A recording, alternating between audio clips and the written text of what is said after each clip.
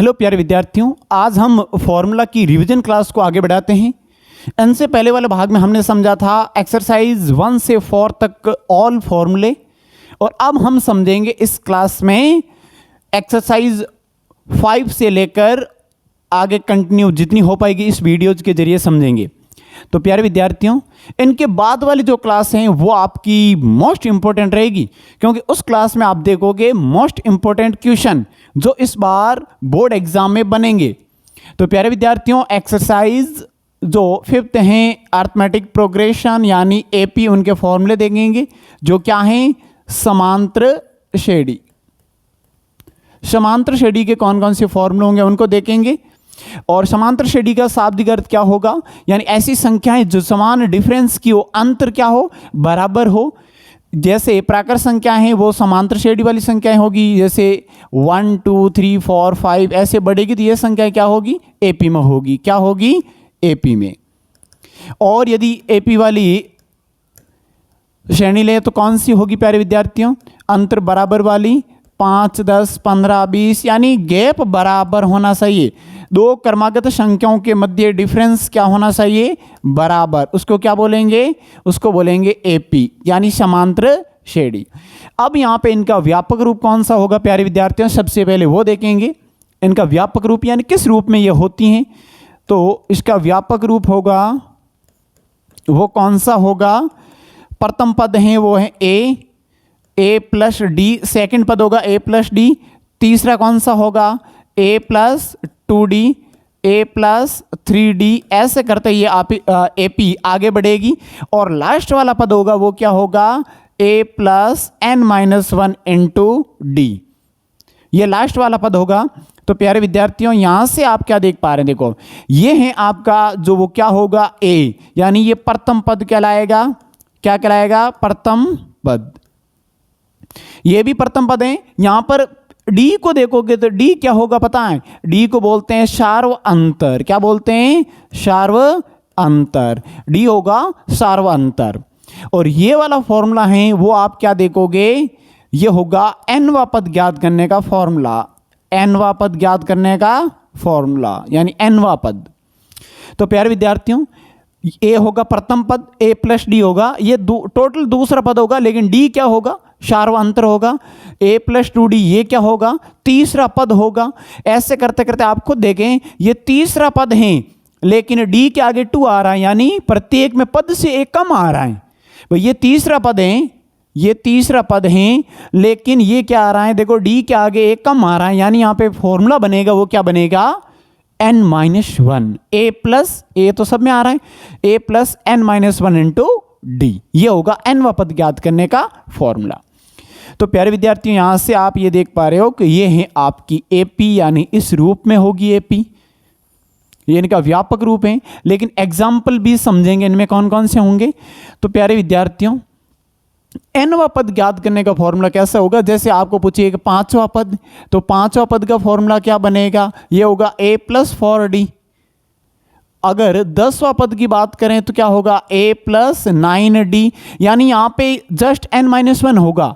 तो nवां पद ज्ञात करने का फॉर्मूला होगा वो होगा a plus n-1 into D, जहां ये तो होगा nवां पद, जहां ये क्या होगा, nवां पद, ये होगा प्रथम पद। n क्या होगा, पदों की संख्या। क्या एपी में कितने पद हैं, तो ये होगी पदों की संख्या। और d क्या होगा, d होगा सार्व अंतर। क्या होगा, सार्व अंतर। तो प्यारे विद्यार्थियों, आपको फॉर्मूला याद रखना है वो है ये फॉर्मूला, जो क्या होगा, ए एन बराबर A plus n-1 into D, ये nवां पद ज्ञात करने का फॉर्मूला है। डायरेक्ट आप ये यूज करो तो ये भी देख सकते हैं कि 10वां पद है तो a प्लस 9d। अगर 50वां पद पूछे तो 50वां पद क्या होगा, a प्लस 49d, जस्ट एक कम होगा, ये ना इनसे जस्ट ये कम होगा, ये ध्यान रखना। तो ये nवां पद ज्ञात करने का फॉर्मूला होगा। अब यहां पर ये तो बात आ गई, जैसे एपी है यहाँ पर 1 3, 2 का गैप आ रहा है, फिर 5, फिर 7 आगे बढ़ती रहेगी। अब यहां से आप देखें ना कि 4th वाला पद आपको याद करना है ये वाला, तो आप डायरेक्ट क्या लगा लो, जैसे ये ए पी हैं, इसमें आपको फोर्थ पद पूछा गया है, तो आप क्या लिखोगे, ए प्लस 3d, ए प्लस 3d। ए कितना है, ए है 1, 3 इंटू डी कितना है, डी देखे तो अंतर कितने का है, दो दो का गैप होगा, इनमें से ये घटाओ या इनमें से ये घटाओ, यानी जस्ट आगे वाले पद में से पहले वाला पद घटा लो, तो डी ज्ञात करने का फॉर्मूला क्या होगा, a2 माइनस a1 या a3 माइनस a2, इनमें से ये घटा लो या इनमें से ये घटा लो। तो प्यारे विद्यार्थियों, यहां से आप क्या देख पा रहे हो, ये अगर बड़ी श्रेणी आएगी तो आपको 50वां पद पूछा जा सकता है, तो वो क्या होगा, ये तो सिंपल से आप डायरेक्ट भी बता सकते हैं, लेकिन बड़ा आगे श्रेणी में 50वां पद या 60वां पद आगे बड़ी संख्या में पूछेगा तो फिर क्या करोगे। डी का मान कितना है, 2, तो 1 प्लस 6 यानी 7 आएंगी, फोर्थ वाला पद क्या होगा, 7 होगा। यानी आप डायरेक्ट ये भी कर सकते हैं, यानी ये वाला फॉर्मूला लगाकर, या ए एन बराबर A plus N minus 1 into D, ये फॉर्मूला लगाकर कर सकते हैं। ये क्या हो गया विद्यार्थियों, ये हो गया एपी का एनवा पद ज्ञात करने का फॉर्मूला। क्या होगा, एपी का एनवा पद ज्ञात करने का फॉर्मूला। अब हम क्या देख पा रहे हैं, इसको एपी का योग कैसे करेंगे। जैसे ये एपी दी गई है तो एपी का योग क्या होगा, तो योग ज्ञात करने का फॉर्मूला क्या होगा प्यारे विद्यार्थियों, इसमें दो प्रकार के इक्वेशन है। योग पर, योग को आप किन से डिनोट करोगे, एस से, तो एस एन का मतलब क्या है, एन पदों का योग, एन पदों का योग। वो फॉर्मूला होता है प्यारे विद्यार्थियों n/2 to A plus N minus 1 into D. ये क्या बनेगा, एन पद है ना, जितने टोटल पद दिए उनका योग ज्ञात करने का फॉर्मूला। एस एन बराबर, एस एन क्या हो गया, पदों का योग, एन यानी पदों की संख्या, 2 यहां पर ए क्या है, प्रथम पद, एन क्या पदों की संख्या, डी क्या है, सारो अंतर। तो प्यारे विद्यार्थियों, जब आपको क्या क्या दिया गया हो तो ये फॉर्मूला लगाना है। यहां पे पदों का योग में यानी आपको एन ज्ञात होगा, ए आपको ज्ञात होगा और डी आपको ज्ञात होगा। उस कंडीशन में ये आप फॉर्मूला अप्लाई कीजिए। अगर इन तीनों में से 2 दिया है तो आप ये पहले फॉर्मूला यूज करेंगे, उसके बाद में ये वाला फॉर्मूला आप यूज करोगे इसमें रखकर। तो प्यारे विद्यार्थियों, एक तो ये फॉर्मूला हो गया। इनको और देखो, 2a को तोड़कर और एक फॉर्मूला बना सकते हैं। जब यहां पर क्या दिया हो, जब ए एन दिया हो, ए एन का मतलब क्या हो गया, यहां पे ए एन यानी लास्ट वाला पद भी कह सकते हैं, ए एन यहां पर एल भी लिख सकते हैं, कॉस्टम लिख लो एल दिया हो, यानी लास्ट वाला पद आपको दिया गया होगा, प्रथम पद दिया गया होगा, तो फिर कौन सा फॉर्मूला लगेगा, एस एन बराबर n/2 और यहां पे इनको 2 टुकड़े करेंगे, 2a को लिखेंगे a प्लस ए, तो बाकी वाला ये फॉर्मूला बन जाएगा जिनको आप ए एन लिख सकते हैं। तो ये क्या बन जाएगा प्यारे विद्यार्थियों, यहां से आप देखोगे तो ये बनेगा a प्लस ए एन, ये भी एस एन का फॉर्मूला है, पदों का योग ज्ञात करने का फॉर्मूला है, लेकिन ये कब, जब अंतिम वाला पद दिया गया होगा, लास्ट वाला पद दिया गया होगा। ए एन को आप एल भी लिख सकते हैं, लास्ट वाला पद। तो प्यारे विद्यार्थियों, ये 2 ही फॉर्मूले हैं और एपी का थोड़ा व्यापक रूप ध्यान रखना है। ये क्या हो जाएगा, अर्थमेटिक प्रोग्रेशन, समांतर श्रेणी के ऑल फॉर्मूले इतने से ही हैं। अब हम पढ़ेंगे त्रिभुज। एक्सरसाइज नंबर कौन सी होगी, एक्सरसाइज नंबर 6, वो क्या है, त्रिभुज। क्या है प्यारे विद्यार्थियों, त्रिभुज। त्रिभुज में देखो किस प्रकार का क्वेश्चन बनेगा आपको मैं बता दूंगा, उनसे बाहर क्वेश्चन बिल्कुल नहीं जाएगा। तो प्यारे विद्यार्थियों, त्रिभुज और त्रिभुज के प्रकार कितने हैं पहले तो वो ध्यान रखें। त्रिभुज के प्रकार हैं वो कितने हैं, 3 प्रकार के होंगे। फर्स्ट कौन सा है, फर्स्ट है समबाहु त्रिभुज। सेकंड है वो क्या होगा, सेकंड है समद्विबाहु त्रिभुज, यानी जिनकी 2 भुजाएं बराबर होगी। और थर्ड कौन सा है, विषमबाहु त्रिभुज।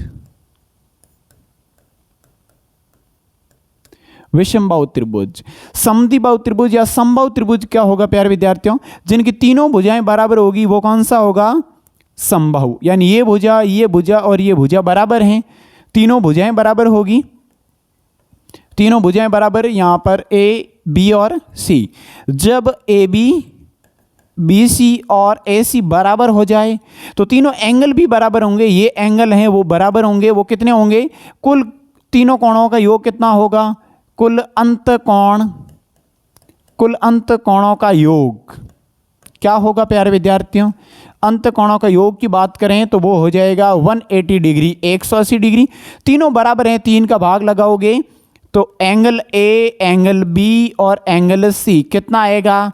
60-60 डिग्री। समबाहु त्रिभुज के तीनों कोण बराबर और तीनों भुजाएं भी क्या होगी? बराबर। अब यहां पर बात करते हैं समद्विबाहु त्रिभुज की। तो समद्विबाहु त्रिभुज का फॉर्मूला यहां पर क्या होगा या फिर इनका डायग्राम किस प्रकार से होगा प्यारे विद्यार्थियों? इसमें ये देखेंगे तो दो भुजाएं बराबर होगी, चाहे कौन सी भी भुजा हो, दो भुजाएं बराबर होगी। तो ये ए बी सी, जो भुजाएं बराबर है उनका संगत कोण बराबर होगा, यानी ये भुजाएं तो उनका संगत कोण ये बराबर, ये भुजाएं तो उनका संगत कोण बराबर। तो इसमें ए बी और ए सी बराबर हैं तो दो कोण बराबर होंगे, एंगल ऑफ बी और एंगल ऑफ सी। और विषमबाहु त्रिभुज क्या होगा प्यारे विद्यार्थियों? विषमबाहु त्रिभुज का मतलब यहाँ पे तीनों क्या होगी? भुजाएं अलग अलग माप की होगी। ये ए बी सी तीनों अलग अलग होगी तो कोण भी क्या होंगे? तीनों अलग अलग होंगे। ये तीनों कोण अलग अलग होंगे, ये होगा विषमबाहु त्रिभुज। तीनों भुजाएं असमान, तीनों कोण असमान। तो प्यारे विद्यार्थियों ये तो बेसिक चीजें हो गई। तीनों कोणों का अंत कोणों का योग क्या होगा? 180 डिग्री होगा। अब इसमें आपकी मुख्य बातें हैं वो आप ध्यान कर लेना। इसमें वो हैं संगतता। क्या है? संगतता। संगतता का मतलब क्या होता है प्यारे विद्यार्थियों? संगतता का मतलब ये होता है कि दो त्रिभुज होंगे वो किस प्रकार से एक दूसरे से संगत होंगे या बिलोंग करेंगे।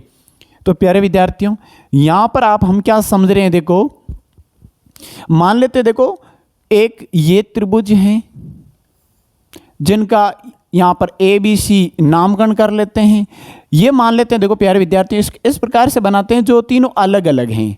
चलो इस प्रकार से बनाते हैं जो तीनों क्या हैं? अलग अलग। यहां पे थोड़ा एंगल ज्यादा होगा, यहां पे थोड़ा एंगल ज्यादा होगा।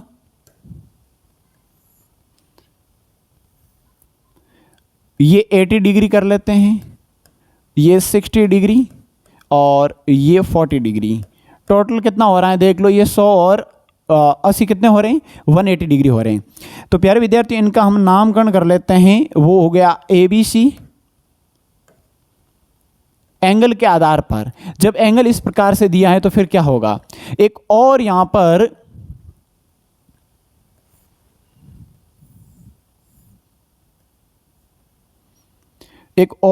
क्या बना लेते हैं? त्रिभुज बना लेते हैं और यहां पे एंगल थोड़ा बढ़ा लेते हैं प्यारे विद्यार्थियों।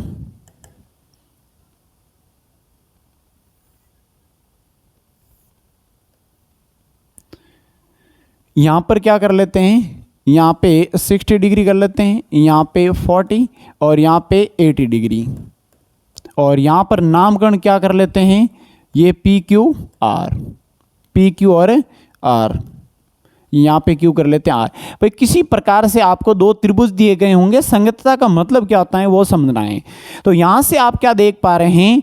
जो एंगल ए है ना, वो इसमें एंगल कौन सा 60 डिग्री बराबर है? आप देखें एंगल P है तो एंगल A और एंगल P बराबर हैं। एंगल B कितना है? 80 डिग्री। तो यहाँ पर 80 डिग्री कौन सा है? एंगल Q है। एंगल C देखें तो यहाँ पर 40 डिग्री होगा। एंगल यहाँ पर R है वो क्या है? 40 डिग्री है। तो इसका मतलब ये हुआ कि जो वाला ये कौन है ना A, वो A के संगत है, B है वो Q के संगत हैं और C है वो R के संगत हैं। तो हम इन दोनों त्रिभुजों में आप क्या बता सकते हैं कि त्रिभुज ऑफ ABC, त्रिभुज ऑफ ABC यानी A, B और C, इसमें कौन सा त्रिभुज होगा? वो समरूप होगा। तो वो त्रिभुज कौन सा होगा? यहां पर देखें तो A के संगत P है तो यहां पर आएगा त्रिभुज में क्या होगा? पहला बिंदु P होगा, सेकंड क्या होगा? Q होगा, फिर क्या होगा? R। ये दोनों त्रिभुज क्या होंगे? संगत होंगे या दोनों समरूप होंगे। क्या होंगे? समरूप। तो और यदि मैं इनको लिखूं तो और क्या लिख सकता हूं? मैं यदि BAC लिखूं तो दूसरा त्रिभुज क्या लिखूंगा वो देखें, BAC। B है तो B 80 डिग्री है ना, यहां पर 80 डिग्री कौन सा है? Q है। तो B के संगत कौन सा है? Q। तो पहले Q लिखेंगे। फिर देखो A के संगत क्या है? P। तो फिर P लिखोगे। C देखो यहां पर C है तो C के संगत क्या है? यहां पर R। तो यहां पर R लिखोगे। यानी ये दोनों त्रिभुज क्या हैं? नामकरण चाहे आप ए से स्टार्ट करो, चाहे यहाँ पर बी से स्टार्ट करो, चाहे बिंदु सी से स्टार्ट करो, लेकिन इनके संगत ये होना चाहिए। क्या होना चाहिए? संगत। यानी इसमें कौन सा 80 डिग्री है, वो भी इसमें भी 80 डिग्री पर जाना है। इसमें 60 डिग्री है तो वहां पर भी 60 डिग्री ही देखना है। तो प्यारे विद्यार्थियों, ऑफुल यहां तक आपको समझ में आ चुका होगा। एक और इसमें बेसिक है, वो क्या है प्यारे विद्यार्थियों? थेल्स पर में है, और इस पर वेरी मोस्ट इंपॉर्टेंट क्वेश्चन बनेगा प्यारे विद्यार्थियों। विशेष ध्यान देना है इन पर। थेल्स पर में होता क्या है, इनका कथन क्या है, वो भी देखेंगे। थेल्स पर में, थेल्स या इसको और किस नाम से जाना जाता है वो देख लेते हैं। देखो, आधारभूत समानुपातिक परमेय, इनको और क्या कहते हैं? आधारभूत समानुपातिक, आधारभूत समानुपातिक परमेय ये भी कहा जाता है। तो इनका स्टेटमेंट क्या होगा, इनका कथन क्या होगा प्यारे विद्यार्थियों, वो अच्छे से ध्यान रखना। इनका कथन समझने से पहले इनका गणितीय रूप देख लेते हैं। गणितीय रूप क्या होगा? मान लो ये त्रिभुज हैं ABC, त्रिभुज क्या है? ABC। कोई भी त्रिभुज ABC हैं, उनकी एक भुजा के समांतर आप रेखा खींचे। ये त्रिभुज हैं, उनकी एक भुजा के समांतर, चाहे कोई भुजा ले लीजिए, इनके समांतर में यहां पर एक रेखा खींच रहा हूं। ये किनके समांतर है? BC के। जो E और F हैं, जो क्या है? PQ दे दो साहेब, कैसे भी दे दो, यहां पर PQ दे देते हैं। ये है P और ये क्या है? Q। ये आपने जो रेखा खींची है वो क्या है? इनके समांतर हैं। तो फिर ये भुजा है ना, ये PQ या बिंदु P और Q, इन रेखाओं को समान अनुपात में विभाजित करते हैं। वो है थेल्स प्रमेय का कथन। यहां पे मैं कथन लिख रहा हूं, वो क्या है प्यारे विद्यार्थियों? यदि त्रिभुज की एक भुजा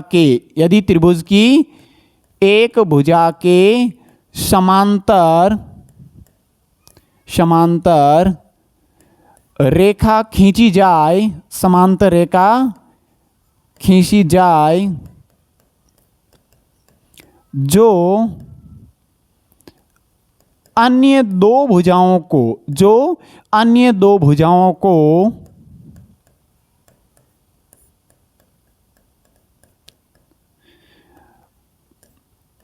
भिन्न भिन्न बिंदुओं पर, यदि त्रिभुज की एक भुजा के समांतर, ये भुजा ना, इनके समांतर कोई रेखा खींचोगे ना, वो अन्य दो भुजाओं को भिन्न भिन्न बिंदुओं पर समान अनुपात में क्या करता है? विभाजित करता है। समान अनुपात में विभाजित करता है। अब यहां पे आपको गणितीय रूप इनका बताता हूं, क्या होगा प्यारे विद्यार्थियों? मोस्ट इंपोर्टेंट क्वेश्चन बनेगा। कथन भी पूछा जा सकता है, ये ध्यान रखना, बहुत इजी है। यदि एक त्रिभुज की एक भुजा के समांतर, ये भुजाएं, इनके समांतर कोई रेखा खींची आपने, जो अन्य दो भुजाओं को, त्रिभुज की ये दो अन्य भुजाएं ना, उनको समान अनुपात में विभाजित करता है। समान अनुपात का मतलब इसका जो मैथमेटिकल फॉर्म क्या होगा, गणितीय रूप क्या होगा? गणितीय रूप तो वो देख लेते हैं प्यारे विद्यार्थियों। ये बोल रहे हैं कि ये दोनों बिंदु है ना, P और Q, इन भुजाओं को समान अनुपात में विभाजित करता है। यानी जो AP है, AP और बट्टा में BP, AP और BP का, ये इन दोनों का अनुपात, इन दोनों के अनुपात के बराबर आएगा। यानी AQ बट्टा में QC।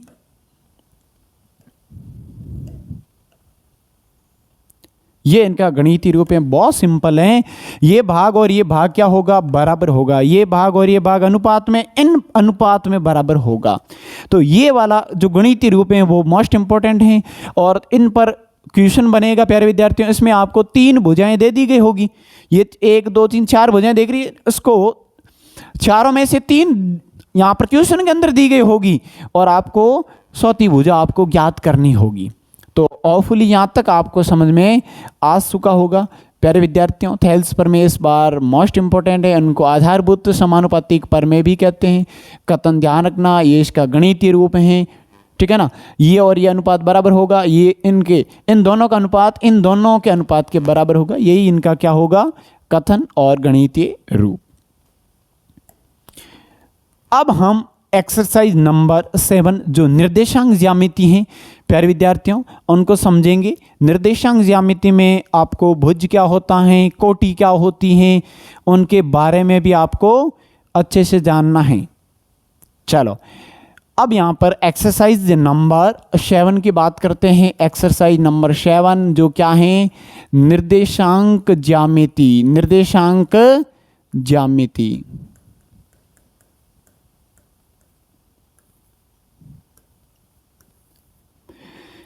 अब यहां पर निर्देशांक ज्यामिति में आपको क्या क्या पूछा जाएगा, वहां से आप देखें तो फिर निर्देशांक ज्यामिति में सबसे पहले आपको तल बनाना है, एक्स वाई तल। ये क्या है, एक्स अक्ष। कौन सा अक्ष, एक्स अक्ष। ये अक्ष होगा वो कौन सा होगा प्यारे विद्यार्थियों, वाई अक्ष। यहां पर एक्स अक्ष ही होगा लेकिन एक्स डैश अक्ष यानी नेगेटिव वैल्यू यहां पे आएगी, और यहां पे होगा वाई डैश अक्ष। कौन सा, वाई डैश अक्ष। यहां पे अब छोटा क्वेश्चन इनमें से बनने की पूरी संभावना है, तो अच्छे से ध्यान कर लेना प्यारे विद्यार्थियों। इनको बोलते हैं फर्स्ट चतुर्थांश। क्या बोलेंगे, फर्स्ट चतुर्थांश। ये क्या होगा, सेकंड। ये होगा थर्ड चतुर्थांश, और ये क्या होगा, फोर्थ। इनको क्या बोलते हैं, चतुर्थांश बोलते हैं, क्वाड्रेंट, चतुर्थांश यानी एक भाग। अब यहां से आप देखें तो और क्या क्या समझ पाओगे इनके बारे में वो देख लेते हैं प्यारे विद्यार्थियों। मोस्ट इंपॉर्टेंट जो कॉन्सेप्ट हैं उनको ही देखने हैं। जो एक्स अक्ष और वाई अक्ष जहां से स्टार्टिंग पॉइंट है यहां से, उसको क्या बोलेंगे, उनका निर्देशांक होगा वो क्या होगा, 0,0। इसको मूल बिंदु के निर्देशांक बोलते हैं। क्या बोलते हैं, मूल बिंदु के निर्देशांक। क्वेश्चन बन सकता है मूल बिंदु के निर्देशांक निम्न में से कौन से होंगे ऑब्जेक्टिव में, एमसीक्यू में। तो ये मूल बिंदु के निर्देशांक 0,0 यानी ये ऐसा बिंदु है जहां पर एक्स और वाई दोनों के मान 0,0 हैं। चलो अब यहां से और क्या देखते हैं, एक्स अक्ष है ना, उनको बोलते हैं भुज। एक्स अक्ष को क्या बोलते हैं, भुज। एक्स अक्ष को भुज, और वाई अक्ष को क्या बोलेंगे, कोटि। वाई अक्ष को क्या बोलेंगे, कोटि। क्या बोलेंगे, कोटि। जो निर्देशांक होता है वो किस रूप में होता है, पहले वो समझ लेते हैं प्यारे विद्यार्थियों। बहुत सिंपल है लेकिन आपको अच्छे से देखना पड़ेगा, समझना पड़ेगा, गहन अध्ययन करना पड़ेगा। निर्देशांक हमेशा x, y में होगा, यानी पहले x अक्ष को देखेंगे फिर y अक्ष को देखेंगे। पहला x अक्ष फिर y अक्ष। अब मैं जो बातें बता रहा हूं उनको अच्छे से समझ लेना। जो x अक्ष है ना उनको भुज कहेंगे, y अक्ष को कोटि कहेंगे। निर्देशांक हमेशा x, y में आएगा, यानी x पहले होगा, y क्या होगा, बाद में। चलो x अक्ष पर कोई बिंदु हैं, यानी इसके ऊपर बिंदु है ना, इनके ऊपर जितने बिंदु होंगे वो x, 0 में होंगे। ये ध्यान रखना, x, 0 का मतलब x अक्ष पर y का मान 0 होगा। मैं यहां पे अगले पेज पर जो पॉइंट लिख रहा हूं वो ध्यान रखना। x अक्ष पर मुख्य बातें लिख रहा हूं उन पर अच्छे से ध्यान कर लेना। x अक्ष पर y का मान क्या होगा, y का मान 0, यानी निर्देशांक क्या होंगे आपको पता है, निर्देशांक होंगे वो होंगे x, 0। जैसे एग्जांपल देके भी कर रहा हूं, देखो 2,0 है, कहां पे होगा, x अक्ष पर। 10,0 है x अक्ष पर। -5,0 है वो भी x अक्ष पर होगा। क्यों, क्योंकि ये x अक्ष है ना, यहां पर भी हो सकता है, यहां पर भी हो सकता है, तो इन पर क्वेश्चन बन सकता है। तो यहां से क्वेश्चन बन सकता है कि x अक्ष पर y का मान क्या होगा, 0। ये ध्यान रखना। और सेकेंड पॉइंट, यदि y अक्ष पर पूछे तो y अक्ष पर x का मान क्या होगा, शून्य। क्यों? क्योंकि वाई एक्स पर तो वाई का मान होगा। निर्देशांक देखेंगे तो वो किस में होंगे? 0, वाई में होंगे। जैसे 0,5 आ गया तो क्या होगा? वाई एक्स पर। 0,10 आ गया वाई अक्ष पर। 0,-3 आ गया तो वो भी क्या होगा? वाई अक्ष पर होगा। यहां से देखें आप, यहां पे कोई भी पॉइंट होंगे ना, वो कहां होंगे? वाई अक्ष पर होंगे। कहां होंगे? वाई अक्ष पर। निर्देशांक क्या होंगे? 0, वाई में। कोई भी पॉइंट पूछा जा सकता है, ऑब्जेक्टिव में पूछा जा सकता है कि ये वाला है ना पॉइंट या निर्देशांक, वो कहां स्थित होगा? तो 0 दिखाई दे रहा है, एक्स का मान 0 है ना, तो वाई एक्स पर होगा। वाई का मान 0 दिखाई दे रहा है, एक्स अक्ष पर होगा। ये दोनों पॉइंट ध्यान रखने हैं विशेष तौर पर। चलो तो प्यारे विद्यार्थियों, यहां से ये तो बात हो गई। अक्ष पर आ जाए तो क्या होगा? यहां पे होगा तो वो होगा 0,-y। यहां पे होगा 0,y, यहां पे 0,x, यहां पे होगा तो x माइनस का और कॉमा में 0। ये ध्यान रखना, ये तो अक्ष पर होगा तो ये बात हो गई। अब यहां से देखें ना, तो यहां पे कोई मान लो बिंदु है तो ये x अक्ष भी क्या है? पॉजिटिव। यहां से देखें तो y अक्ष भी क्या है? पॉजिटिव। तो पहले में यदि पॉजिटिव कॉमा पॉजिटिव हैं, यदि दोनों पॉजिटिव हैं, x, y दोनों पॉजिटिव हैं, तो पहले चतुर्थांश में होगा। क्वेश्चन कैसे बन सकता है?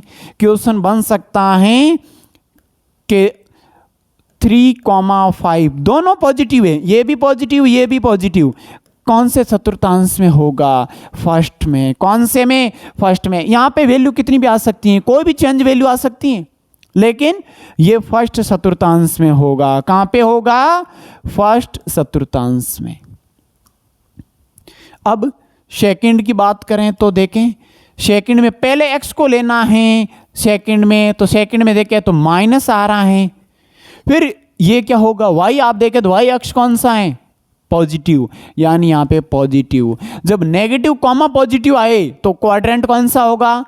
क्वाड्रेंट होगा सेकंड। एग्जाम्पल से समझते हैं, एग्जाम्पल से समझ लेते हैं कि माइनस का 3,5 कहां पे होगा? भाई माइनस कॉमा क्या आ रहा है? प्लस। तो ये चतुर्थांश कौन सा होगा? Second quadrant. कौन सा होगा? सेकंड चतुर्थांश। ऑब्जेक्टिव में इस प्रकार सा ही क्वेश्चन बनेगा कि ये निर्देशांक कहां पे होगा, ये कौन से अक्ष पर होगा, या फिर कौन से चतुर्थांश में होगा। अच्छे से ध्यान कर लेना प्यारे विद्यार्थियों। अब बात करते हैं थर्ड क्वाड्रेंट की। ये क्या होगा? माइनस का, क्योंकि एक्स अक्ष माइनस का है इस साइड में आओगे तो। और ये क्या होगा? ये भी माइनस का, तो minus comma minus, minus comma minus, यानी माइनस कॉमा माइनस है, यानी दोनों वैल्यू माइनस में है। तो फिर क्या लिखोगे? तो यहां पे माइनस कॉमा माइनस, यानी माइनस का मान लो 3 माइनस का 2 है। ये कहां पे होगा? ये चतुर्थांश थर्ड में होगा। कहां पे होगा? थर्ड चतुर्थांश में होगा।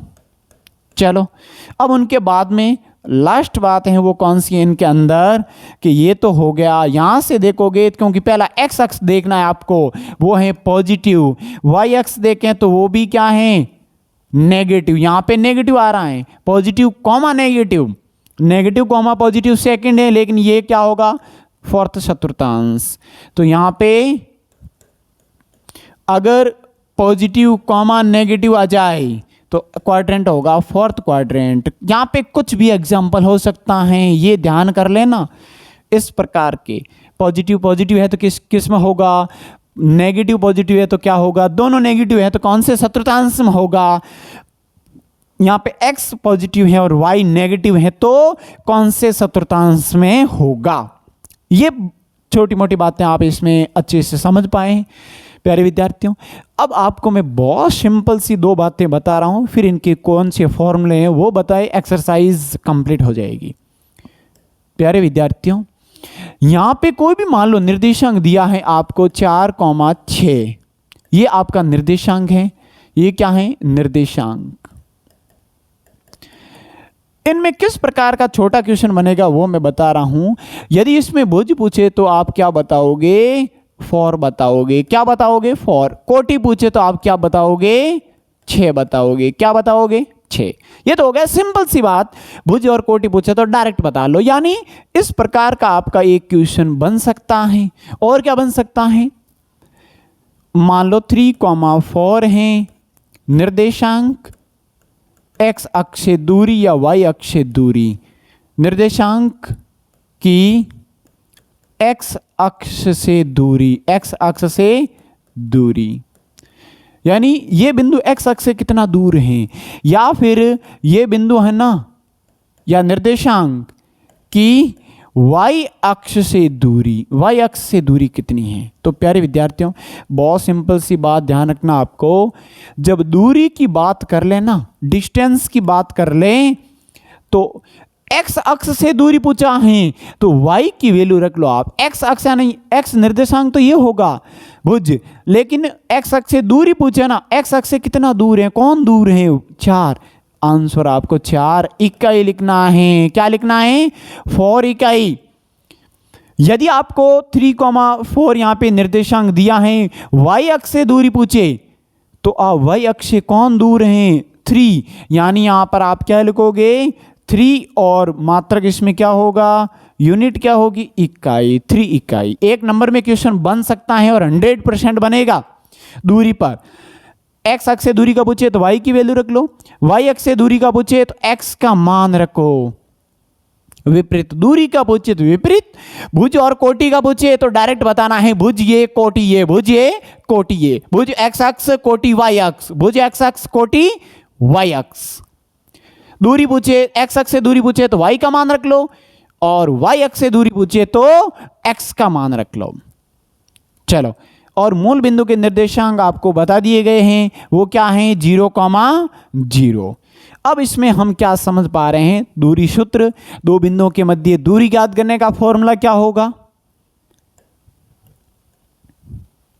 एक बिंदु मान लो P x1, y1 है, और दूसरा बिंदु है यहां पर, ये है P बिंदु और यह है दूसरा Q बिंदु, और उनके निर्देशांक है x2, y2। इन दोनों के मध्य डिस्टेंस है ना, ये डिस्टेंस, ये ज्ञात करने का फॉर्मूला क्या होगा। जब ये बिंदु दिए हैं आपको, इसमें संख्या दी गई होगी, जैसे निर्देशांक होगा तो संख्या के रूप में होगा, यदि ये होगा तो फॉर्मूला क्या बनेगा वो देखना है।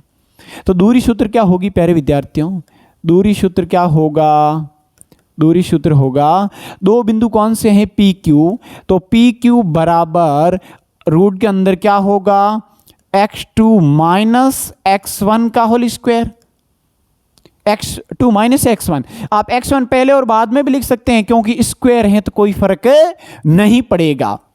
x2 माइनस x1 का whole square plus y2 minus y1 का होल स्क्वायर, और ये क्या होगा, रूट के अंदर आएगा। ये बन गया आपका दूरी सूत्र। क्या बन गया, दूरी सूत्र। तो प्यारे विद्यार्थियों, दो बिंदु पी क्यू हैं, पी और क्यू, उनके मध्य दूरी ज्ञात करने का फॉर्मूला क्या बना, x2 माइनस x1 का whole square plus y2 minus y1 का होल स्क्वायर, अंडर रूट का लेना है। ये दूरी सूत्र हो गया। ये दो बिंदु अलग अलग दिए हैं तो बात कर रहे हैं, यदि यहां पर मूल बिंदु से दूरी पूछे, मूल बिंदु से दूरी, मूल बिंदु से दूरी, यानी केवल आपको एक बिंदु ही दिया गया होगा, एक बिंदु जो मूल बिंदु से हैं, ये तो अलग अलग होगा, लेकिन मूल बिंदु से पूछे तो आप डायरेक्ट फॉर्मूला क्या ध्यान रखोगे, रूट के अंदर दो बिंदु ही होंगे। यहां पर आप देखें जैसे x, y में है, ओनली फॉर एक बिंदु ही है, तो मूल बिंदु से दूरी क्या होगी, x का स्क्वायर y का स्क्वायर। यहाँ पे x1 x2 कुछ भी नहीं लेना है, केवल बिंदु दिए है ना उनका वर्गों का योग कर लो, वर्गमूल ले लो।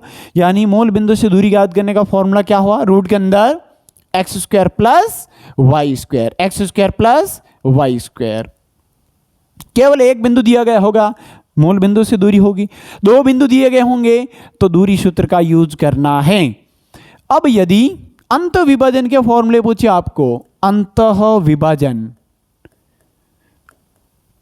अंतः विभाजन बिंदु के निर्देशांक, अंतः विभाजन बिंदु के निर्देशांक,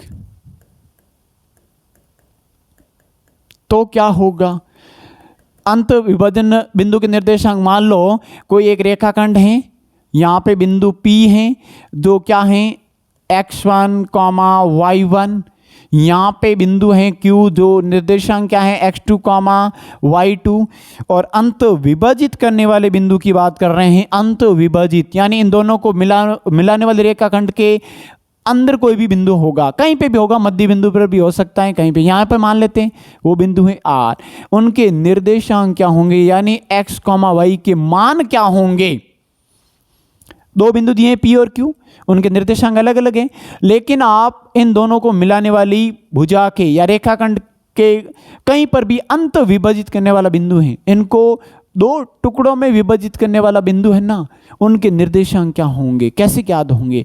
ये x और y कैसे ज्ञात होगा। x ज्ञात करने का फॉर्मूला क्या हो गया। और मुझे ये बताओ, जब एक रेखाखंड है उनको एक बिंदु काट रहा है या प्रतिच्छेद कर रहा है या दो भागों में विभाजित कर रहा है, तो ये दो अनुपातों में बटेगा। तो पहला क्या हो गया, इसको दे दो m1 यहां से यहां तक, फिर ये भाग क्या होगा m2, ये क्या होगा m2। फॉर्मूला बनाना है आपको, वजीर गुणनखंड कर लो। m1 का इनके साथ में गुणा, इनका इनके साथ में गुणा, यानी m1 x2 के साथ में गुणा। तो यहां पे फॉर्मूला क्या होगा x2 m1, इनका इनके साथ में गुणा। ऐसे वजीर गुणनखंड कर लो, ऐसे इस प्रकार से। फिर इन दोनों को जोड़ना है प्लस प्लस। कैसे देखो, m1 x2 का गुणा प्लस, और क्या होगा प्यारे विद्यार्थियों, इनका इनसे गुणा कर लो, यानी जो m2 है उनका x1 से गुणा कर लो, यानी ये क्या होगा x1 m2 बट्टा में क्या होगा, दोनों अनुपात है उनका योग, यानी m1 प्लस m2। ये x ज्ञात करने का फॉर्मूला होगा, x निर्देशांक ज्ञात करने का फॉर्मूला होगा। इसी प्रकार y का क्या होगा, y बराबर भी इसी प्रकार, ये तो x में है, y में क्या होगा, इनका y वाले के साथ में गुणा, यानी y2 m1 प्लस m2 का y1 के साथ में गुणा, यानी y1 m2 बट्टा में क्या होगा m1 प्लस m2। यानी ये x और y क्या हैं, अंत विभाजन के बिंदु के निर्देशांक x और y। जो भी मान आएगा वो यहां पे रखोगे तो इन अंत विभाजन बिंदु के क्या प्राप्त होंगे, निर्देशांक प्राप्त होंगे। ये बात होगी अंत विभाजन वाले। अब हम बात कर रहे हैं, वो क्या कर रहे हैं प्यारे विद्यार्थियों, कि मध्य बिंदु के निर्देशांक क्या होंगे। जब इन दोनों के एकदम सेंटर में ये बिंदु होगा तब क्या होगा, m1 और m2 तो बराबर होंगे क्योंकि सेंटर में होगा, यानी मध्य बिंदु के निर्देशांक, मध्य बिंदु के निर्देशांक, मध्य बिंदु के निर्देशांक क्या होंगे। मध्य बिंदु का मतलब जो रेखाखंड है, मान लो ये P हैं, ये Q हैं, उनको एकदम सेंटर में क्या कर रहा है, कोई बिंदु काट रहा है एकदम सेंटर में R। तो ये m1 और m2 अलग अलग मत दो, दोनों m ही है। तो मध्य बिंदु के निर्देशांक डायरेक्ट x और y में क्या होगा, यानी ये तो है x1, y1, ये होगा x2, y2। तो ये x और y कैसे ज्ञात होगा, बहुत सिंपल, इन दोनों को जोड़ लो, x1 प्लस x2 बटा 2 कर लो। आप m और m में जाओ ही मत, यहां पर कैंसिल कर लो, इनको हटा ही लो, इसको तो हटा ही लो। क्यों, क्योंकि मध्य बिंदु आएगा तो इसमें अनुपात लिखने की जरूरत नहीं है, क्योंकि मध्य बिंदु की कंडीशन में अनुपात हमेशा 1:1 होगा। क्या होगा, 1:1। m1 का मान भी 1, m2 का मान भी 1। ये तो हो गया x। y की बात करें तो क्या हो जाएगा, y1 प्लस y2 बटा 2। ये हो गया y के फॉर्मूले, बहुत सिंपल। इन दोनों को जोड़ के 2 का भाग दे दो, इनका मान आ जाएगा। y1 और y2 को जोड़ के 2 का भाग दे दो, y ज्ञात हो जाएगा। यानी ये बिंदु हैं मध्य बिंदु ज्ञात करने के निर्देशांक क्या होंगे, मध्य बिंदु।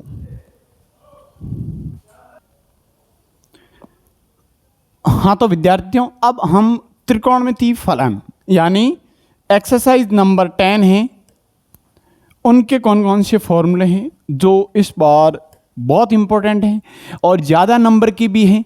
त्रिकोणमिति को समझते हैं अच्छे डिटेल में। तो प्यारे विद्यार्थियों, एक्सरसाइज नंबर 8 जो क्या है, त्रिकोणमितीय फलन, ट्रिगोनोमेट्रिक फंक्शन क्या होगी, त्रिकोणमितीय चारणी या फिर अनुपात भी कह सकते हैं।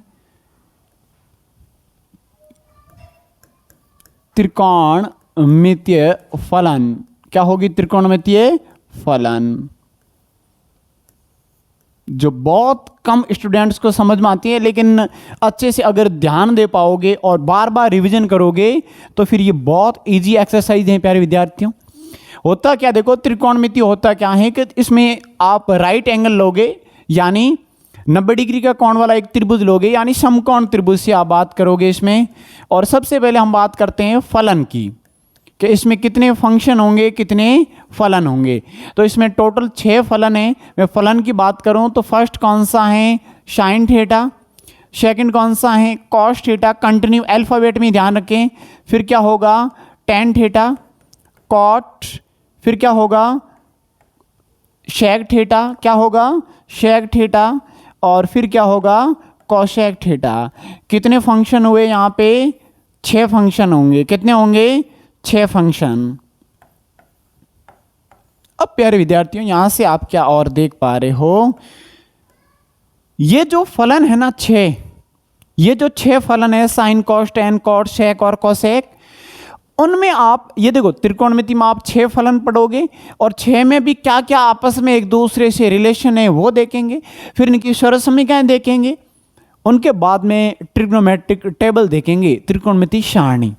तो प्यारे विद्यार्थियों अनुपात की मैं बात करूं ना, एक राइट एंगल ले रहा हूं इसमें 90 डिग्री वाला राइट एंगल,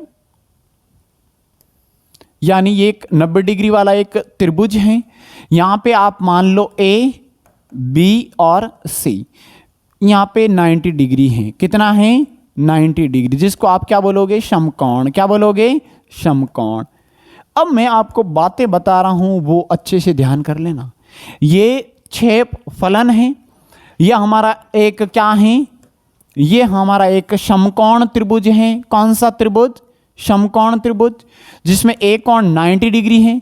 ये दोनों बराबर हो सकते हैं और न भी हो सकते हैं, ये डिपेंड करेगा, ये क्वेश्चन पर डिपेंड करेगा। ये बराबर भी हो सकते हैं, न भी हो सकते हैं। ये 90 डिग्री है और 90 डिग्री है तो उनके सामने वाला होगा ना, एज इट इज सामने वाला, वो क्या होगा, कर्ण। और कर्ण क्या होगी, सबसे बड़ी भुजा। कौन सी भुजा, सबसे बड़ी भुजा, और 90 डिग्री के जस्ट सामने वाली। अब आधार और लंब किस पर डिपेंड करेगा, एंगल पर, कि आप ये एंगल ले रहे हो या फिर ये एंगल ले रहे हो। अगर आप ये एंगल लोगे तो इन पर, इस रेखा पर 2 एंगल बनेंगे, यानी एक तो ये हो गया, एक ये, यानी ये आधार होगा, ये लंब हो जाएगा। और जब इन कोण की बात कर रहे हो, यहां पे एंगल आ रहे हैं, तो ये आधार होगा, ये लंब होगा। इन कोण के सामने वाला हमेशा लंब होगा, ये अच्छे से ध्यान कर लेना। यानी आधार और लंब परस्पर चेंज हो सकते हैं, लेकिन कर्ण चेंज नहीं होगा, वो 90 के सामने रहेगा, वो 90 के सामने। बाकी वाला आप अन्य एंगल कहां ले रहे हो, यहां पे ले रहे हो, ये लंब होगा, यहां पे ले रहे हो, ये लंब होगा, यानी उन एंगल के जस्ट सामने वाली भुजा क्या होगी, लंब होगी। ये ध्यान कर लेना। तो प्यारे विद्यार्थियों यहां पे और क्या क्या पूछा जा सकता है, इनको आप यहां पे एंगल लेके कर रहे हैं तो ये आधार बनेगा, बेस, ये क्या होगा, आधार, क्या होगा, आधार, ये क्या होगा, ये लंब होगा, ये क्या होगा, लंब। ठीक है, अब ये रेशियो इनके अकॉर्डिंग किस प्रकार के होंगे, यानी साइन किन को डिनोट करोगे, साइन को, कॉस को, यानी इनको कैसे प्रदर्शित करोगे, इनके अकॉर्डिंग आप एक ट्रिक ध्यान रख लेना। कौन सी ट्रिक होगी प्यारे विद्यार्थियों, ट्रिक है लाल बट्टा कक्का। क्या होगी, लाल बट्टा कक्का। यानी जब के एल बटा के लिखोगे तो वो साइन के बराबर लिखोगे, ए बटा के लिखोगे तो वो कॉस के बराबर लिखोगे, एल बटा ए लिखोगे तो टेन के बराबर लिखोगे। चलो लिखते हैं इनको। जब मैं साइन थीटा की बात करूं, या यहां पे थीटा आप देख लो क्या है, यहां पे आप थीटा लेके लो, ये थीटा। जब इन कंडीशन में ये क्या होगा, साइन होगा, वो क्या होगा, लंब बटा कर्ण। कॉस क्या होगा, कॉस सेकंड वाला रेशियो होगा, यानी आधार बटा कर्ण। और टेन क्या होगा प्यारे विद्यार्थियों, टेन होगा लंब बटा आधार का रेशियो। 3 यो हो गए फंक्शन।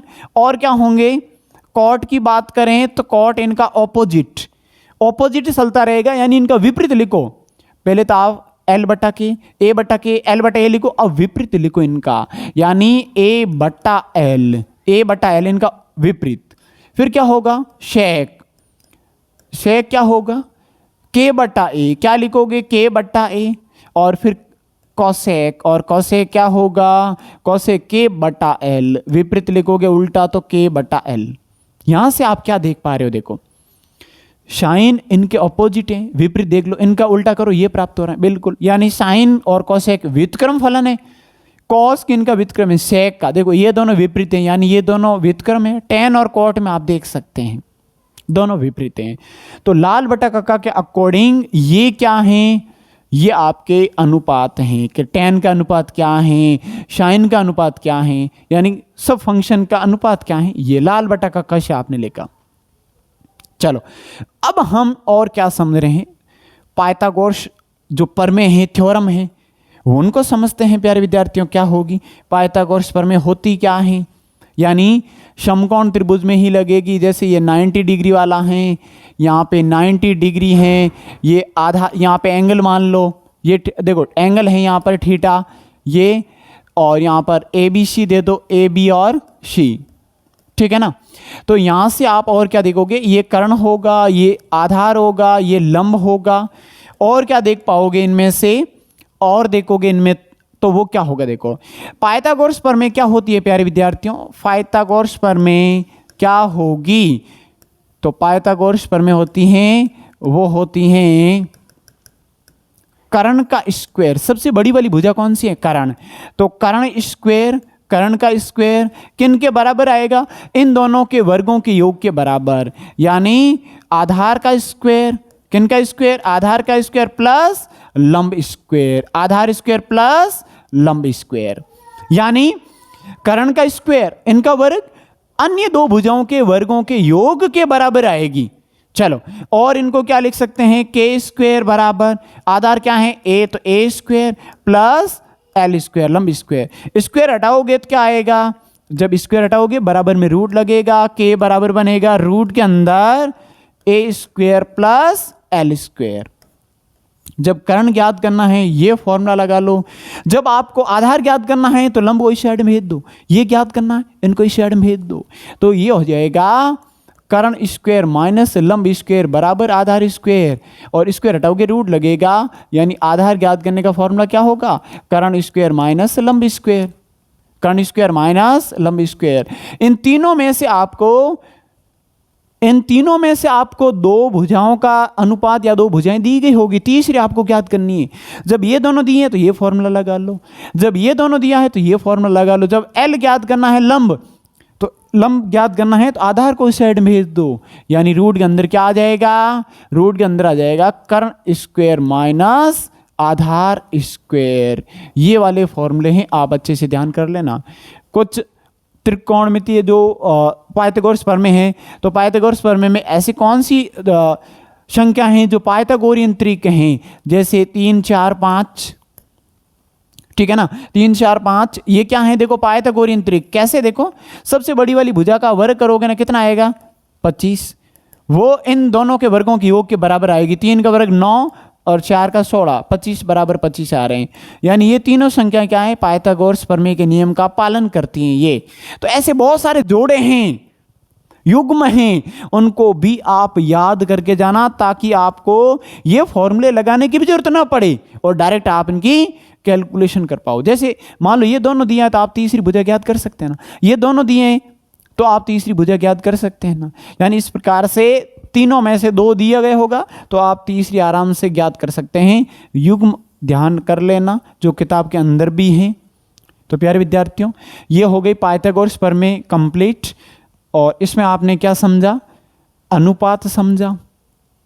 अब हम क्या समझ रहे हैं, देखो इनके बेसिक फॉर्मूले कौन से हैं, उनके बाद में सारणी को समझेंगे। तो प्यारे विद्यार्थियों, अब हम इनके फॉर्मूले समझेंगे, कौन कौन से फॉर्मूले होंगे। तो फॉर्मूले के बारे में जानते हैं क्या होगा। सबसे पहले तो साइन है ना, साइन थीटा व्युत्क्रम वाले फॉर्मूले देख रहे हैं, तो साइन बराबर क्या होगा 1 कोसेक, साइन क्या होगा 1 कोसेक। चलो यहां से देखो साइन किन के ऑपोजिट है, आप देख लो यहां से, साइन सबसे लास्ट वाला है ना, इनके ऑपोजिट उल्टा होगा, ये इनके ऑपोजिट होगा, उल्टा होगा, ये ऑपोजिट होगा, यानी आप यहां से भी देख सकते हैं ये वैल्यू और किन के वैल्यू व्युत्क्रम एक दूसरे के ऑपोजिट है इनके, इस प्रकार ये और ये होगा, ये और ये होगा। तो यहां से आप क्या देख पाओगे कि साइन थीटा बराबर क्या होगा, 1 कोसेक थीटा। बट हम एक कर लो तो इनका इस साइड में गुणा कर लो, साइन और कोसेक का गुणा यानी डॉट गुणनफल करोगे तो क्या प्राप्त होगा, 1 प्राप्त होगा। क्या प्राप्त होगा, 1। यानी व्युत्क्रम फलनों का गुणनफल कितना होगा, 1। साइन और कोसेक का गुणा करोगे तो हमेशा 1 आएगा। आप यहां से भी देख लो, जब इनका आप गुणा करोगे ना, इन दोनों का, भाई L बटा K और K बटा L का मैं गुणा कर रहा हूं तो K से K कटेगा, L से L कटेगा, तो उनमें भी कटेगा, यानी 1 बचेगा उन कंडीशन में। तो इसमें क्या बचेगा, 1। इसी प्रकार और कौन से फंक्शन है, और हैं साइन के बाद में कॉस होगा, तो कॉस थीटा बराबर क्या होगा, 1 सेक थीटा। इनको इस साइड में भेज दो तो cos theta dot sec theta किन के इक्वल में आएगा, 1 के इक्वल में आएगा।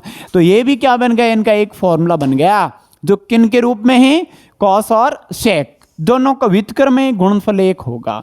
अगला कौन सा होगा प्यारे विद्यार्थियों, जब tan और किन की बात करें, जब tan और कॉट की बात करें, उनका भी डॉट गुणनफल क्या होगा, क्योंकि वो भी व्युत्क्रम है। आप यहां से भी देख लेना, पहले व्युत्क्रम लिख लो, यानी 1 कॉट होगा, और इनको इस साइड में देंगे तो tan theta dot cot theta, दोनों का गुणनफल क्या होगा, 1। क्या होगा, 1 होगा।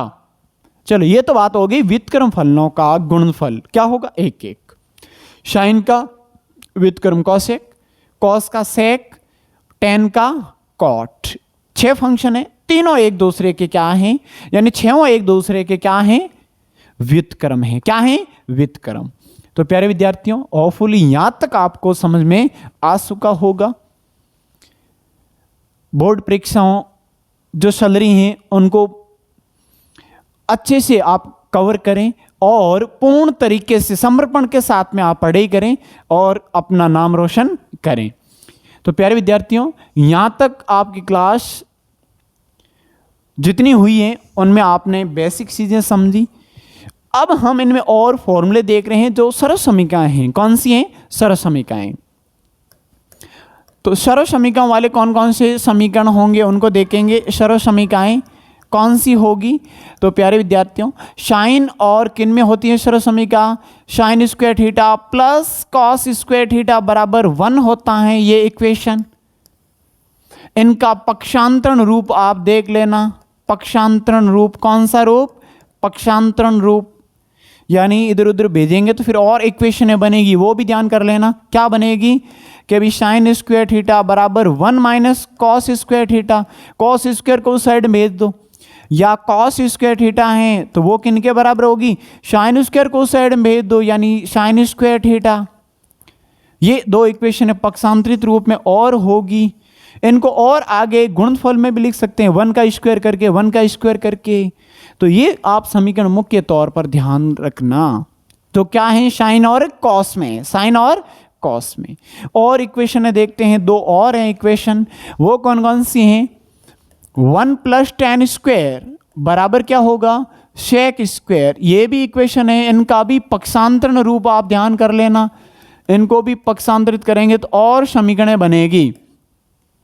कौन कौन सी बन सकती हैं, इनको उस साइड में भेज दो या 1 को उस साइड में भेज दो, तो tan स्क्वायर थीटा बराबर सेक स्क्वायर थीटा -1, एक को उस साइड में भेजा माइनस का हो गया, ये भी बन सकती है। ये इनका पक्षांतरण रूप में ध्यान कर लेना। और क्या बन सकता है, tan स्क्वायर को उस साइड में भेज दो, tan स्क्वायर को उस साइड में भेज दो, वो भी बनेगा। यानी 1 बराबर क्या आ जाएगा, sec square theta minus tan square theta. इनको भी आप a square minus B square के फॉर्म में हैं, आगे गुणनफल के रूप में या गुणनखंड के रूप में लिख सकते हैं। किस रूप में, गुणनखंड के रूप में। तो प्यारे विद्यार्थियों, ये वाली जो इक्वेशन हैं उन पर बड़ा क्वेश्चन बनेगा। एक और इक्वेशन है, वो कौन सी होगी, ये इक्वेशन नंबर 2 है। 3rd है वो क्या होगी, 1 प्लस कॉट स्क्वायर बराबर cosec square. 1 plus cot square बराबर कॉसेक स्क्वायर। ये tan और सेक में है। पहली इक्वेशन किन में थी, साइन और कॉस में। दूसरी क्या होगी, टेन और सेक में, फिर क्या होगी कॉट और कोसेक में। को में इक्वेशन है, किसमें है, को में इक्वेशन। इनका भी पक्षांतर रूप क्या हो सकता है कि भी वन को साइड में भेज दो, तो कॉट स्क्वायर थीटा बराबर क्या होगा, कोसेक स्क्वायर थीटा -1, ए को साइड में भेज दो। या और क्या लिख सकते हैं, या में इन कॉट स्क्वायर को साइड में भेज दो, यानी 1 बराबर cosec square theta minus cot square theta. ये और इक्वेशन बन गई। तो प्यारे विद्यार्थियों, ये इक्वेशन यहां तक आपकी क्या होती है, कंप्लीट होती है। चलो अब हम देखते हैं त्रिकोणमितीय सारणी को, यानी 0 डिग्री, फिर 23 डिग्री, 45 डिग्री, 60 डिग्री और 90 डिग्री की वैल्यू क्या होगी, उनको समझते हैं।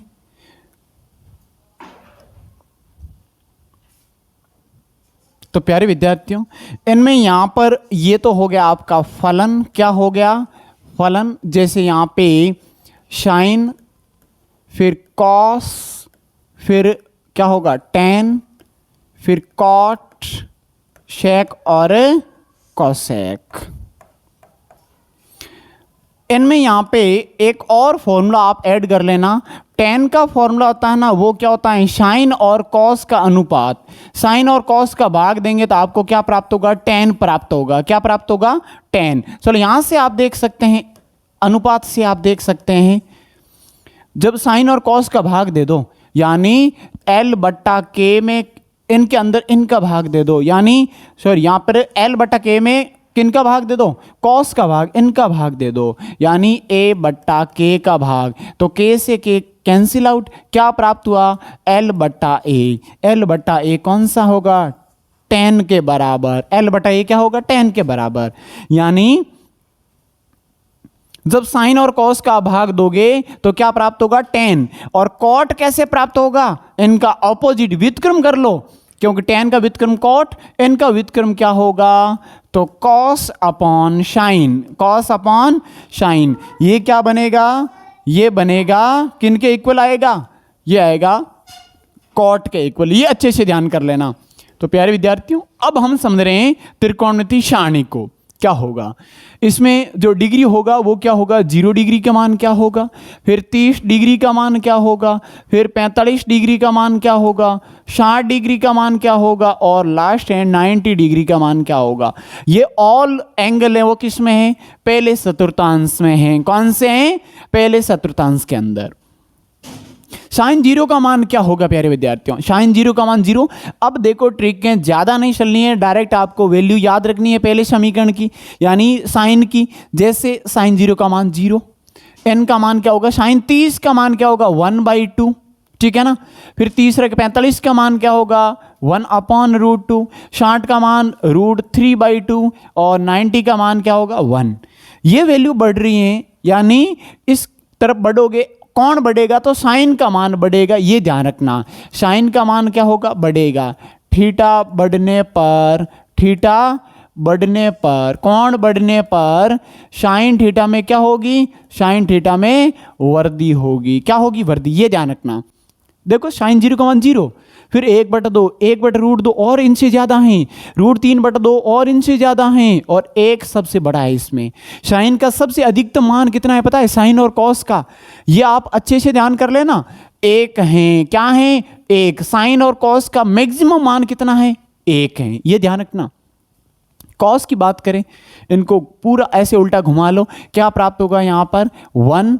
फिर ये यहाँ पे आ गया, ये यहाँ पे आएगा, यानी √3/2। फिर क्या होगा, ये यहीं पे रहेगा, 1/√2 और 1/2 और 0। कहने का मतलब ये वैल्यू आगे ना, ये एक लाइन आप याद कर लो, फिर इनको घुमा लो ऐसे, तो क्या प्राप्त होगा, कॉस का मान प्राप्त होगा। अब ज्यादा इसमें कॉम्प्लिकेटेड करने की आवश्यकता नहीं है, यानी आप ये कैसे प्राप्त हुआ, ये कैसे प्राप्त हुआ, इतना अब याद नहीं होगा, कम समय है, याद ये नहीं होगा। आप डायरेक्ट ध्यान रखो, पहली लाइन 0, 1/2, 1/√2, √3/2 और 1, उनके बाद में उनको ऐसे घुमा लो ऐसे, ये कॉस का आ जाएगा। फिर अभी मैंने क्या बताया था, साइन और कॉस का भाग दोगे 10 प्राप्त होगा, यानी 10 वाली लाइन ये प्राप्त होगी। इसमें दो मुख्य बातें आपको मैं और साइड में बता देता हूं क्या है। जब आप 0/1 करोगे तो हमेशा 0 प्राप्त होगा, लेकिन 1/0 करोगे तो वो इनफाइनेट प्राप्त होगा। इनफाइनेट यानी अपरिभाषित, नॉट डिफाइन। इसको क्या बोलते हैं? अपरिभाषित। क्या बोलते हैं? अपरिभाषित, परिभाषित नहीं कर सकते हैं। 10 0/1 0, इनमें इनका भाग देंगे ना तो 2 से 2 कटेगा, ऊपर 1 बसेगा, बट्टा में √3 बसेगा। इनमें इनका भाग देना, √2 से √2 कटेंगे, 1/1 यानी 1। इनमें इनका भाग 2 से 2 कटेगा, ऊपर √3 है, बट्टा में 1 यानी √3। 1/0, बट्टा में 0 आ रहा है, इसका मतलब इनफाइनेट। क्या होगा? इनफाइनेट, अपरिभाषित। कॉट में क्या होगा? इनको घुमा दो, अब कॉट इनको घुमा दो या कॉस में साइन का भाग दे दो, तो इनको घुमा लेते हैं तो क्या आ जाएगा? ये इनफाइनेट यहां पे आ जाएगा, फिर ये यहां पे आ जाएगा, विपरीत लिखो, फिर 1 यहां पे आ जाएगा, फिर 1/√3 आ जाएगा, फिर क्या आ जाएगा? 0। ये वाला, ये 4 लाइनें कंप्लीट हो गई। साइन कॉस टेन कॉट, इन सब के वैल्यू क्या हो गई? यहां तक कंप्लीट। अब सेक की बात करें ना तो क्या होगा? बहुत सिंपल। सेक किनका ऑपोजिट है वो देखो। सबसे पहले सेक किनका ऑपोजिट है? सेक है कॉस का ऑपोजिट। किनका? कॉस का। कॉस वाली लाइन को घुमा दो, ऐसे घुमा, देखो ये पूरा ऐसे नहीं घुमाना है, इनका व्युत्क्रम करो। 1 का व्युत्क्रम 1 होता है, इनका व्युत्क्रम 2/√3 होता है। 1/√2 का व्युत्क्रम √2 होंगे, 1/2 का व्युत्क्रम 2 होगा। फिर 0 का व्युत्क्रम क्या होगा? 0 का व्युत्क्रम क्या होगा प्यारे विद्यार्थियों? 0 का व्युत्क्रम का मतलब 1 करो तो 1/0 यानी इनफाइनेट होगा। क्या होगा? इनफाइनेट। ये ध्यान कर लेना। इनको घुमा लो, या कोसेक किनका व्युत्क्रम है? साइन का व्युत्क्रम है। किनका व्युत्क्रम? साइन का। इनको घुमाओ। 0 का व्युत्क्रम अनंत, ये रहा ना अनंत। 1/2 का व्युत्क्रम 2, ये रहा 2। इनका व्युत्क्रम √2, इनका व्युत्क्रम 2/√3, और फिर क्या होगा? 1 का व्युत्क्रम 1। ये वैल्यू क्या होती है? कंप्लीट होती है। तो प्यारे विद्यार्थियों, सबसे पहले आपको एक लाइन यही ध्यान कर लेना, फिर आपको रेशियो ध्यान करना पड़ेगा कि कॉस का क्या होगा? इनका ऑपोजिट। आप विपरीत देखो, 0 साइन 0 का मान 0, साइन 30 का मान 1/2, साइन 45 का मान 1/√2, और साइन 60 का मान √3/2, 90 का मान कितना होगा? 1। फिर देखो आप, ये 90 पर है ना, तो कॉस में वो 0 का मान क्या होगा? 1। इनका ऑपोजिट ये यहां पे जाएगा, ये यहां पे आएगा, यानी तिरछा देखो, ये यहां पे जाएगा, ये यहां पे ही रहेगा क्योंकि आगे कोई और वैल्यू नहीं है, और ये यहां पे आएगा। ऐसे वज्र गुणनखंड, ये कहां जाएगा? यहां पर। ये कहां आएगा? यहां पर। ये कहां जाएगा? यहां पर, और ये यहां पर। ये एग्जिट यहीं पे रहेगा। आप इन पर अच्छे से ध्यान कर लेना। साइन और टेन, जैसे साइन और कॉस में, या टेन और कॉट में, शेक और कोसेक में किस कोण के लिए वैल्यू बराबर होगी? 45 डिग्री के लिए। ये आप कॉन्सेप्ट अच्छे से ध्यान कर लेना। एकमात्र इसमें ऐसा होगा, एकमात्र इसमें कोण ऐसा होगा, जैसे देखो साइन और कॉस के मान बराबर होंगे ना, वो एंगल कौन सा है पता है? 45 डिग्री। क्या है? 45 डिग्री। ये देखो आप, दोनों 45 की वैल्यू क्या है? बराबर। टेन और कॉट में देखें तो भी 45 की वैल्यू क्या है? बराबर। सेक और कोसेक की बात करें तो भी बराबर। यानी ये बात आप अच्छे से ध्यान कर लेना, टेन और कॉट यदि बराबर हैं तो एंगल कितना है? एंगल है 45 डिग्री। कितना है? 45 डिग्री। यदि एंगल इसमें शेक और कोसेक की बात करें, यहां से आप देखे देखो, शेक और कोसेक की बात करें तो ये दोनों क्या होंगे? इक्वल होंगे। यानी एंगल कितना है?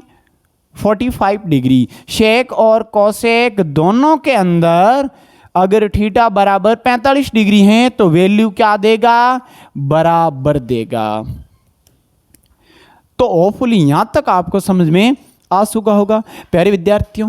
अब जो एक्सरसाइज नंबर 9 है वो इनका अनुप्रयोग है, डायरेक्ट ये यूज करना है, तो उनके कोई फॉर्मूले नहीं होंगे। अब हम एक्सरसाइज क्या देखेंगे? वृत्त वाली, यानी एक्सरसाइज नंबर 10। तो प्यारे विद्यार्थियों, एक्सरसाइज नंबर 10 से 14 तक नए वीडियोज के जरिए आपको बता दिया जाएगा। तब तक के लिए ये रिवाइज करते रहिए। Thank you.